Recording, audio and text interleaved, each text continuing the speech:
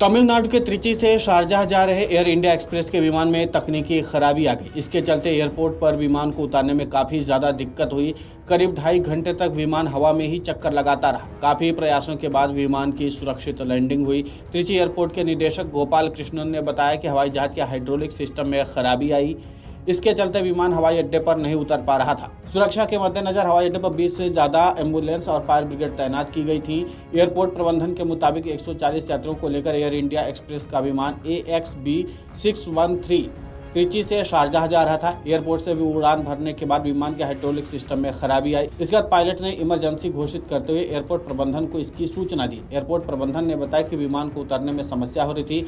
ईंधन कम करने के लिए विमान को हवा में ही उड़ाया जा रहा था। एयरपोर्ट के पास विमान चक्कर काट रहा था। स्थानीय समाचार रिपोर्ट के मुताबिक 4255 फीट की ऊंचाई पर विमान उड़ रहा था। इसके साथ ही विमान अन्ना वासर क्षेत्र में कई बार चक्कर लगा चुका था। वहीं आपात स्थिति को देखते हुए एयरपोर्ट पर एम्बुलेंस और फायर ब्रिगेड को बुलाया गया था।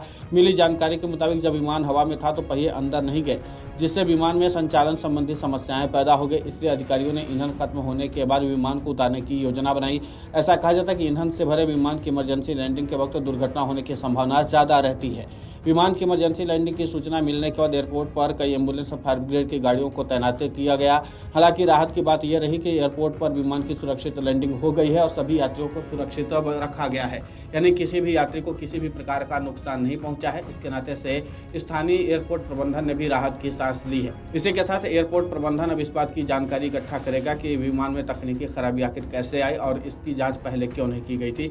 तमाम पहलुओं की बारीकी से जाँच की जाएगी। लेकिन अच्छी खबर यह है कि फिलहाल सभी यात्रियों को सुरक्षित निकाल लिया गया है और विमान को सुरक्षित लैंड करा लिया गया है। वहीं तमिलनाडु के मुख्यमंत्री MK स्टालिन ने भी इस घटना पर अपनी चिंता व्यक्त करते हुए इस बात पर खुशी जाहिर की है कि विमान की सुरक्षित लैंडिंग हो गई। उन्होंने कहा कि हमने जरूरी अधिकारियों से बातचीत की और जरूरी दिशा निर्देश भी उनको साझा किया। हालांकि मुझे इस बात की खुशी है कि बिना किसी नुकसान के विमान सुरक्षित लैंड हो गया है। इस बारे में और भी विस्तृत जानकारी हमने मांगी है कि आखिर ये पूरी घटना हुई कैसे है।